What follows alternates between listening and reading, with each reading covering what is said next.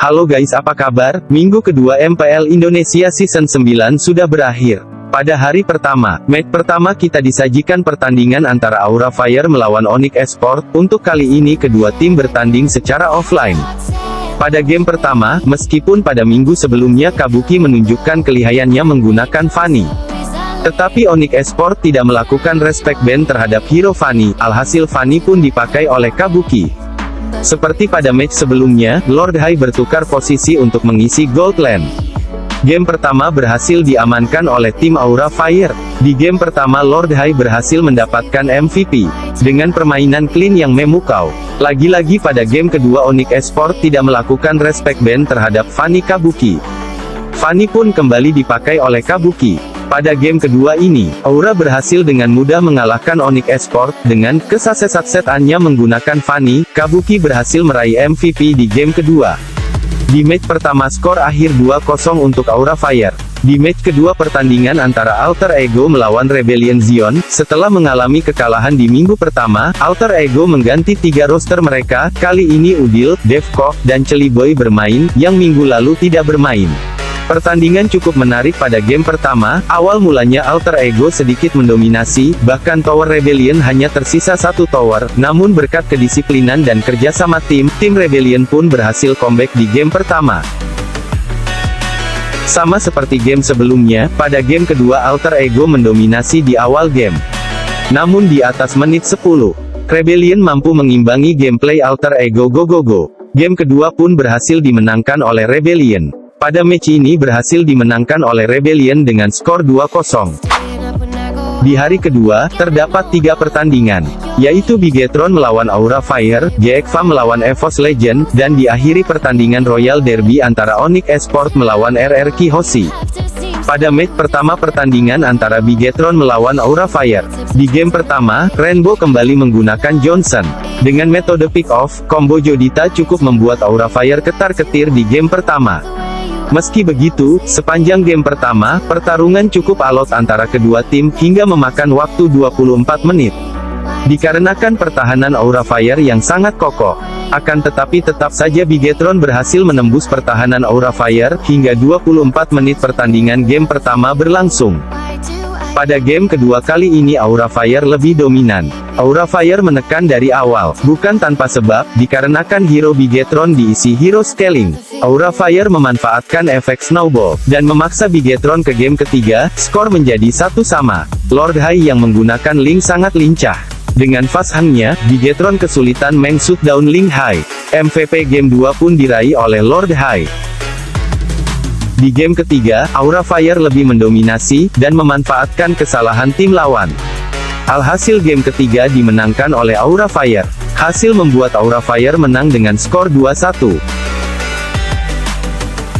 Di match kedua, menghadapi GXFAM, EVOS Legend menurunkan roster yang berbeda dari minggu sebelumnya. Kali ini Luminaire, Dreams, dan Vansrong masuk roster untuk melawan GXFAM. Game pertama EVOS Legend mendominasi, game berlangsung dengan cepat, hanya membutuhkan 12 menit bagi EVOS Legend untuk mengalahkan GXFAM di game pertama. Game pertama MVP diraih oleh Luminaire.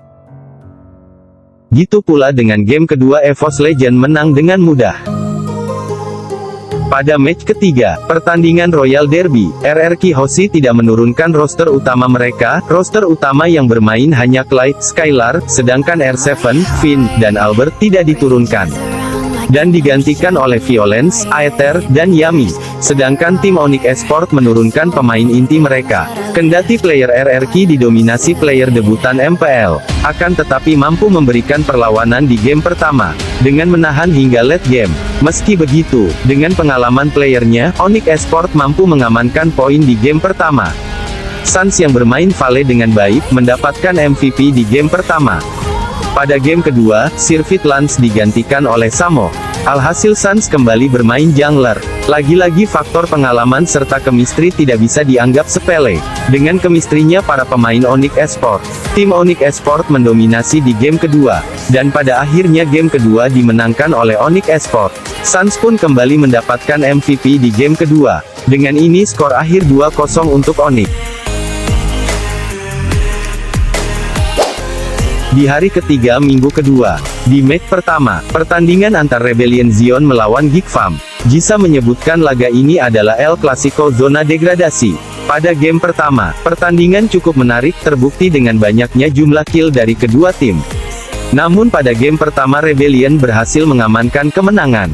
Di game kedua Rebellion berhasil menang dengan mudah. Dengan ini, Geek Farm belum bisa memecahkan loss streak mereka, dan Rebellion mengamankan 2 poin di minggu kedua, hari ketiga. Pada match kedua, RRQ melawan Bigetron. Di game pertama, Faramis untuk pertama kali muncul di season 9. Bigetron mendominasi di sepanjang game, akan tetapi justru RRQ yang berhasil mendapatkan poin di game pertama. Di game kedua RRQ lebih mendominasi Albert dengan Rogernya. Mampu memaksimalkan snowball. Game kedua dimenangkan RRQ Hoshi. Dengan ini RRQ Hoshi berhasil meraih 2 poin penuh. Albert berhasil mendapatkan MVP di game kedua.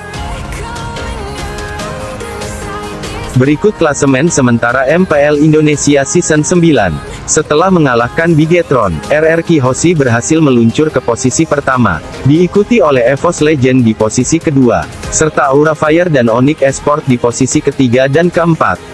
Untuk jadwal minggu ketiga, banyak match menarik untuk disaksikan, dan akan disajikan El Clasico di hari kedua.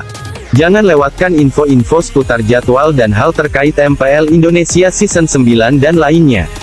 Jangan lupa, like, komen dan subscribe. Tapi terserah kalian aja, Mimin gak maksa, hehehe. Tapi bagi yang udah subscribe, Mimin doain supaya diberikan kesehatan, dan rezeki.